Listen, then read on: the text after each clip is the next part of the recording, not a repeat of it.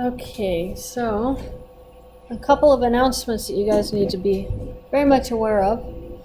Reserve your spot for Research Day. You have up until September 29th to get that done. Since part of your final paper grade is the presentation, you really will want that reserved for yourself. There is the link. I believe that link is still functional. I don't think they've changed it, but that's the link I was given in an email. And then, more importantly, start reading for your research project, because those dates are coming up. On October 2, you're going to turn in your annotated bibliography, and your first draft is due 2 days later on October 4.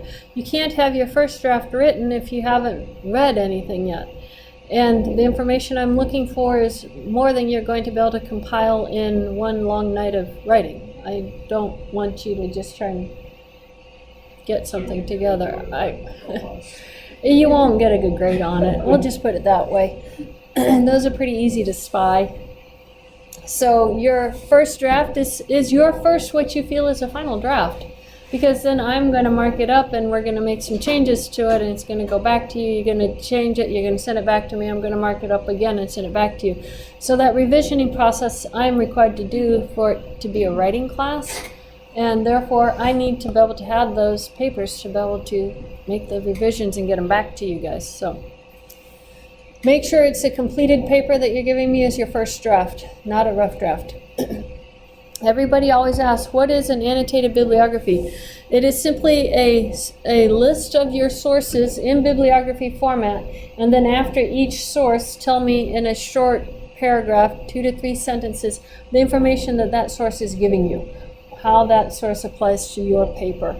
Your bibliography items need to be in the Chicago Turabian style. If you're unsure about that, you come by my office. You can see that it's the style I've been using in all my videos so far, the ones that I have put resources and stuff on. That's on those, which is the first two presentations I did. Make sure that you're using citations throughout your papers. I've noticed on the summary papers so far I haven't gotten any citations. So references are good, but you better cite, the cross-reference where those citations are used. Tell me what came from each of your sources on there. You shouldn't have a source on your list if you actually didn't use it. So mark where you've used it, and those, so that I know what came from what. Question? For summary papers, I want 4 to 5 sources. For the big paper, a minimum of 5 different sources, but you probably have closer to 10. Question? Are you canceling your classes on Research Day? Yes. Research Day means that there's no classes. You're focusing on your papers specifically. Okay, do we understand what I'm looking for? And that now is the time to start working on your research so that you'll be ready on October 4 and not stay up all night, or all night but 2 hours, as specified earlier. Okay, continuing. The area, what we're talking about here, suppose I draw it on my computer, then it'll be online. The areas of triangles having the same altitude are to one another as their bases. That's the proposition. So if you have 2 triangles,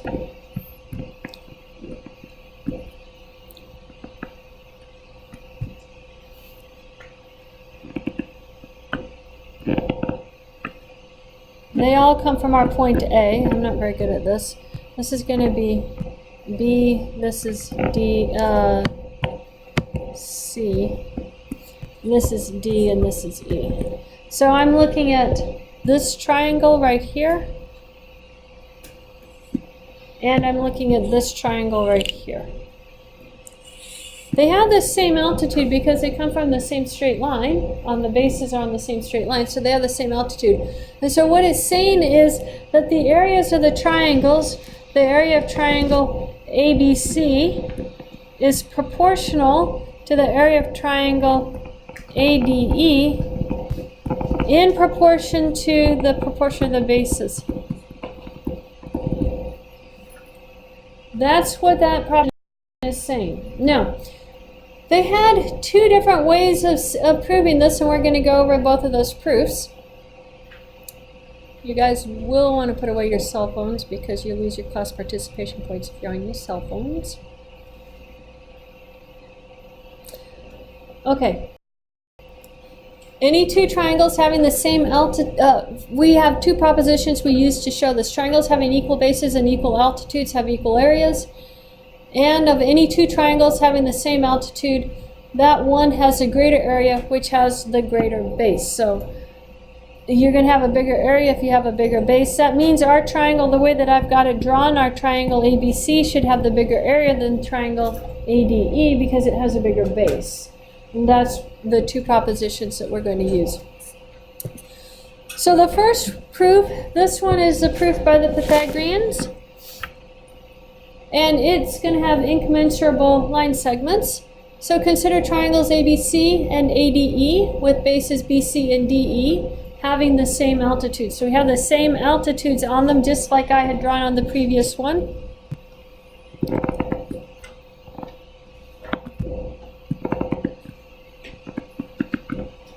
So here's our A, our B, our C, our D, and our E. Our two triangles are drawn here. Now, what they did is they made their line segments BC, they assumed their line segments BC and DE are commensurable because any two line segments they viewed were commensurable. So that means that BC can be equal to P times some number and DE is equal to P times some other number. And that's how much it goes in. They're going to divide BC into its equal segments of length P. So maybe that looks something like that. And then they're going to divide DE into their equal line segments of length P. I know my picture's horrible on that. Try drawing that again. Maybe there's just one that divides it. But now each of these bases has a length of P. So that's the length of P there. That's the length of P right there, all the way through. Now they're going to connect each of those subdivisions to A. So I have my dashed lines. And each of those triangles has the same base and the same altitude. So each of the subtriangles has the same area.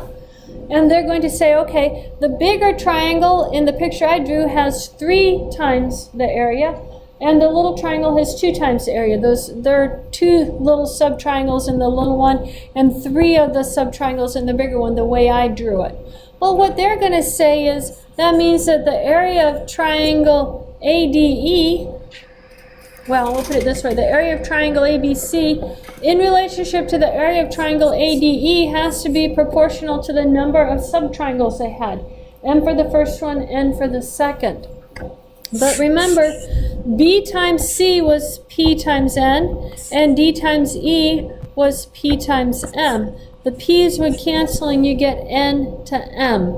And that's where they're getting their definitions from. So they're saying you get the proportions the same as the area of the triangles, which is what they wanted to show. The only problem is that it assumed commensurable. Remember, 2 line segments don't have to be commensurable. So this only works if what you're starting with is a multiple of each other, if the lengths are divisible by something common. So when they figured out that you actually had a square root of -2 existed, then they had problems with this proof. And so Eudoxus tried to fix this proof, and we have the Eudoxian proof right here, which is going to be the same type of idea, except